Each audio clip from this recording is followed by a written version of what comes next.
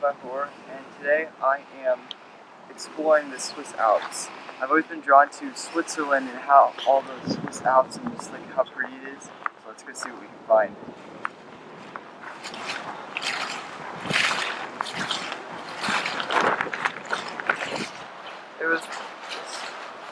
Over here looks like a cottage. It probably belonged to some farmer, probably herding sheep, and they probably died off from like the cold or some disease or something.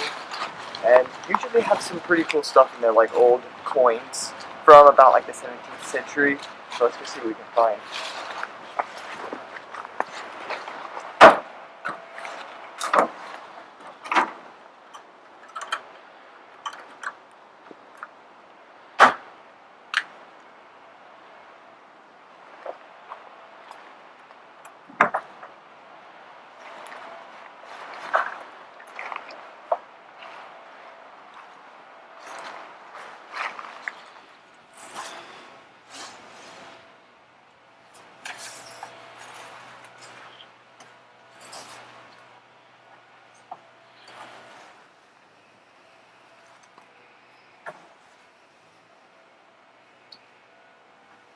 So, instead of finding an old cottage, I actually found the laboratory of a scientist who discovered air pressure and how it affects the acceleration of fluid.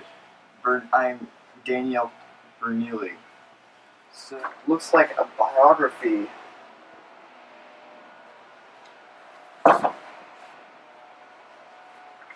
It was written by his father, Johann Bernoulli.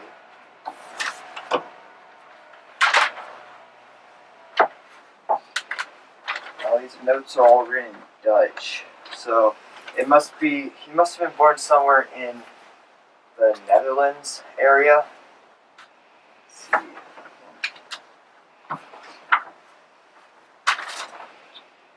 That's right. He was born on February 8th, 1700 in Groningen, Netherlands.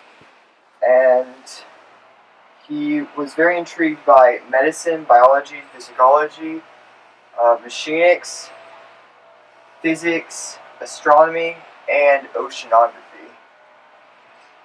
He obviously is the creator of the Bernoulli's theorem. He was taught by mathematics by his father at a young age, and he won 10 prizes from the Paris Academy of Science for working on astronomy, gravity, tides, magnetism, ocean currents, and the behavior of ships at sea. And let's skip over doing. And it looks like he died on March 17th, 1782. So he lived to be 82 years old. And March 17th happens to be my birthday, too.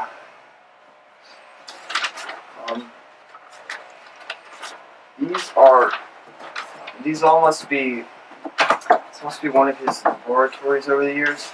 We probably need to take these and put them in a museum somewhere so that they can be treasured by everyone. So I just got back from that amazing discovery of finding Bernoulli's workshop.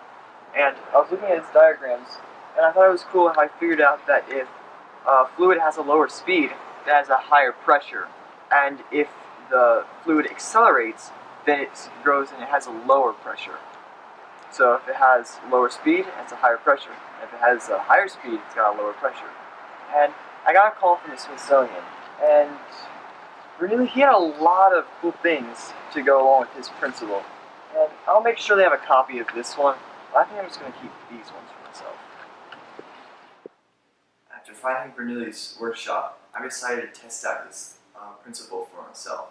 So right here I have a hairdryer and a ping pong ball. And according to his principle, the ping pong ball, if you turn on the hairdryer, it will float a little bit because the air pushing up on it and the gravity is balancing it out. But it should also stay in a column because the air around the ball is moving a lot faster which is creating less pressure than the air around the column of hot air, or hot fast air, which is creating more pressure. So much so that it will actually keep the ball in the column if you tilt the column. So let's try it out. Safety first.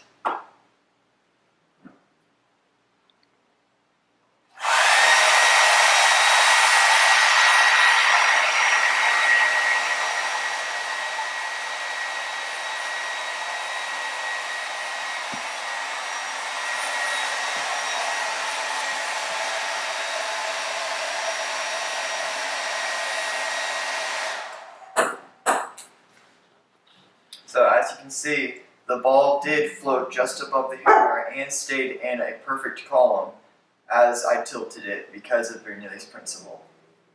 Hello, I'm here with the U.S. Army, and we're always trying to make our planes better so they can be the best in combat.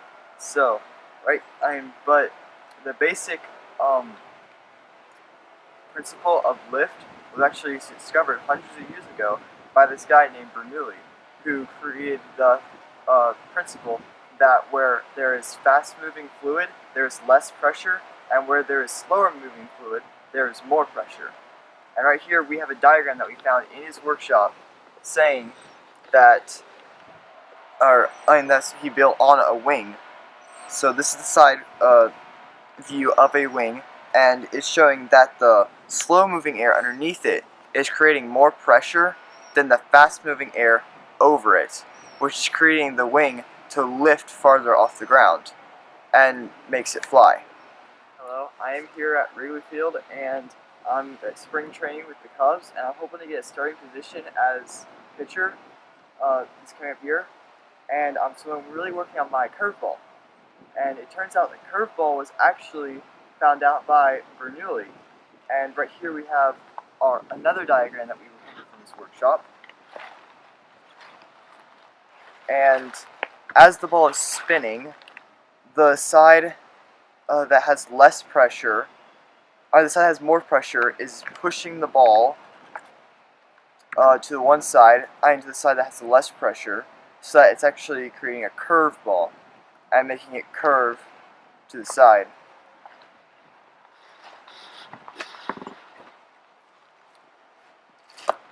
And so, right here you see they have these ridges which catch the air, making it so that this side, or one side, has more pressure and the other side has less pressure. So that when you throw it, it's spinning this way, making it come around that way.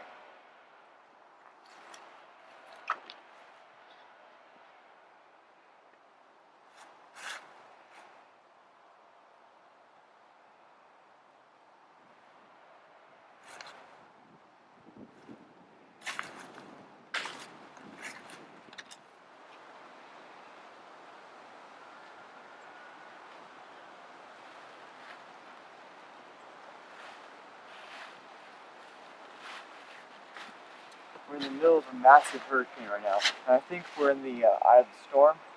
And as it was blowing through, I noticed two things. First of all, I'm going to need a Lowe's gift card for Christmas. Second of all of the windows exploded outward. So that got me thinking, well, I thought I heard this somewhere before. So I looked through my stuff and I found this diagram from Bernoulli's workshop. And it showed that when there's windows and there's air moving really fast around the outside, and the air is completely still on the inside, there's more pressure on the inside, so it explodes it outwards, and it creates it, it explodes outward in a hurricane. And I think the storm's coming back again.